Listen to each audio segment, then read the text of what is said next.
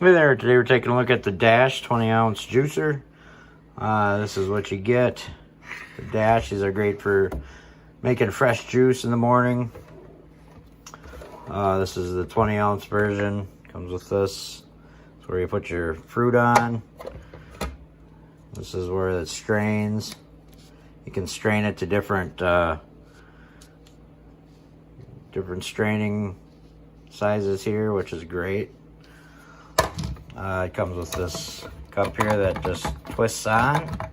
When you're done, you just take it off, and then you can pour your juice in the cup or pitcher or whatever you have. That back on there. Twists on and locks. Just like that. Got a nice little tray. Bottom here, it's got a 2-prong cord. Fits into any standard outlet. So let's put this to the test here. Put this on top.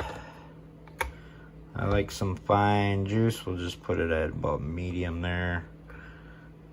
That's nice to have. I enjoy that. So you can get, if you want a lot of pulp or no little pulp, you can adjust that.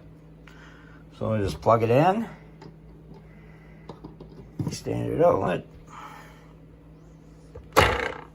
Put that down. Put your fruit on.